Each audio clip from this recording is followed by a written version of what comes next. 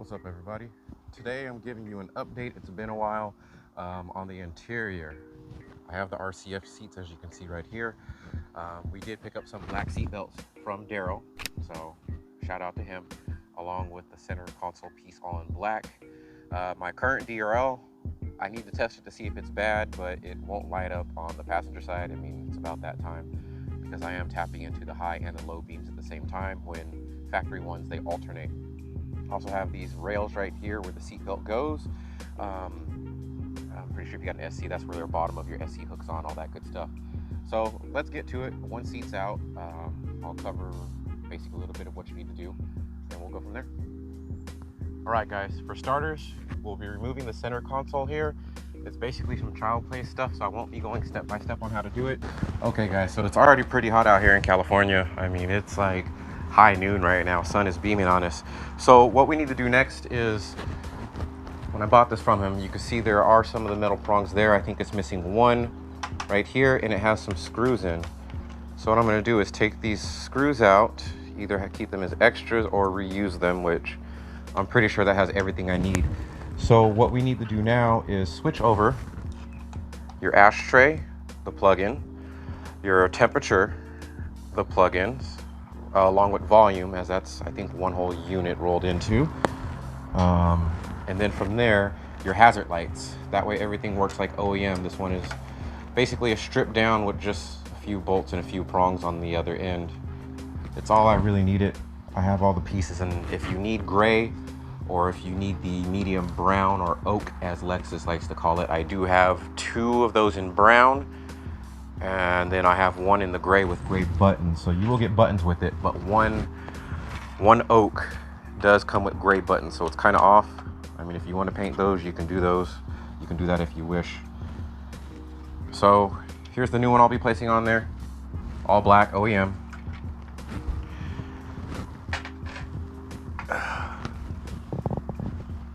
And now we're going to just basically take off all this old stuff.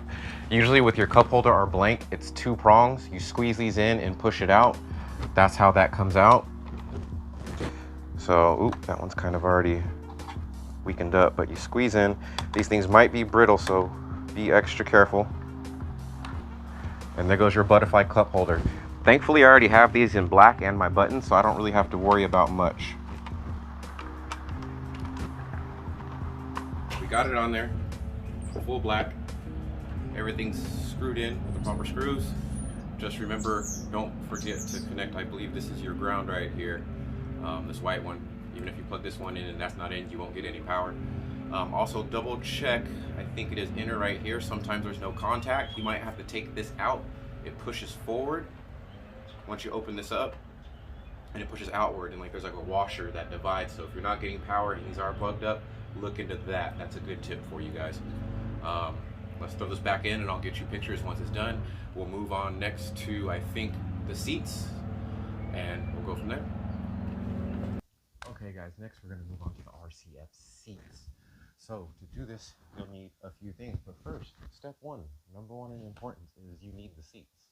If you don't have the seats, you can't do this mod, period.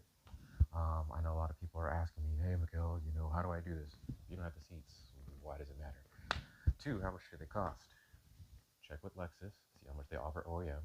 Check with your record yards, check eBay, check your local listings, get an average price of what you're comfortable with paying. From there, you'll see what they're going for, and you can decide to make a move. Now, if you're one of those guys who are, I don't want that costs more than my seats, you shouldn't be modding cars in the first place. Step three is prepare your stuff. Electrical tape, heat shrink. You're going to need a soldering iron, or if you have a plastic welder for plastic, that'll do too. This just has the precise tip. Three, I like to keep things clean. So once I'm done, I'm going to lube everything up. And then of course, you're going to need some solder. I'm not going to go step by step or show myself soldering this. There's plenty of soldering videos on the YouTube already. So this is just some cheap shit from Harbor Freight. Honestly, like $4. You can get some elsewhere if you don't trust it or if it's not enough.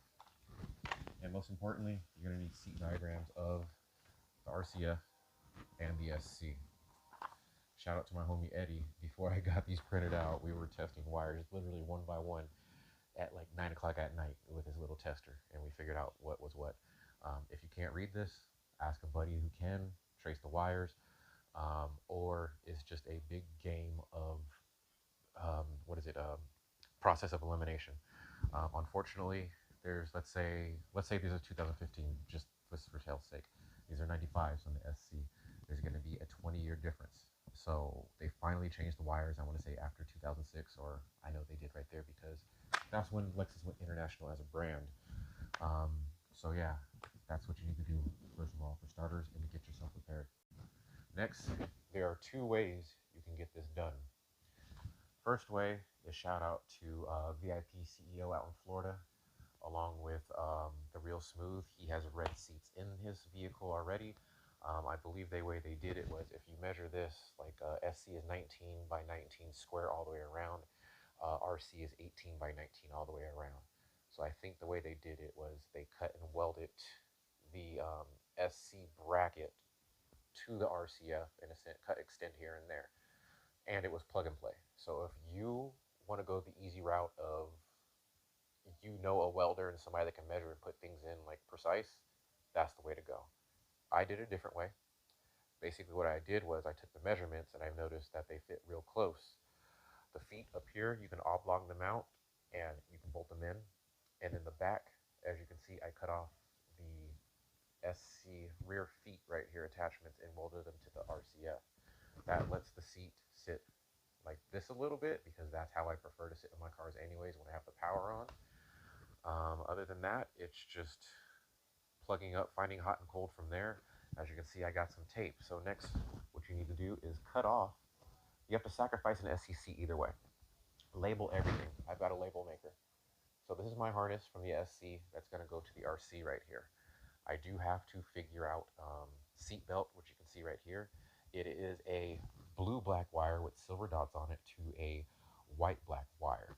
Now you can't, the way I'm doing it is it's easier on the welding, but it's more confusing on the sort of power side. But once you get it hooked up, it works just like OEM. And you know, your air condition and your heat is optional at that point. I don't really care for either on heated seats. We'll see how California winters get. I mean, they're kind of cold, but it's not like freeze your butt cold. Maybe I'll hook up my heated seats to the air conditioner seats and just keep AC seats on because I don't really use heated seats that much. Now, let's take a deep breath and take that all in and let me regurgitate it back simply for you, especially for my IG followers that be, you guys are something else, I'll put it that way when it comes to responding and comprehending. So step one, buy the seats. Step two, get your prep, soldering iron, all that good stuff to finish it up. Wiring diagram, know what you're getting into because it's not as easy plug and play as I thought it was going to be because they changed the colors. Step three, sacrifice your old seat for your new seat. And then from there, plug everything up, test it. Again, seatbelt wire should be blue, black, silver dots to white, black. And you cannot plug into the RCF seat if you're going the route I'm going. So we'll stop here and I'll wire it up next. As you can see right here, I do have the OEM seatbelt thing. So what I'm going to try to do is, where is my thing? So I believe this is negative right here, and I want to say the matching thinner white black is negative as well. So I'm going to first try hooking up this blue white to this thin blue white, which is why I left it open, and then hook this up negative there. That way it will sense when my seatbelt's plugged up and when it's not, so that way I still have the whole seatbelt off and on thing as close to factory as possible. So again, if you're just using the RCF ECU, the RCF power, everything else, this is what I'm doing. But again, if you weld mainly this way, you don't have to worry about any of this. It should be plug and play. It worked.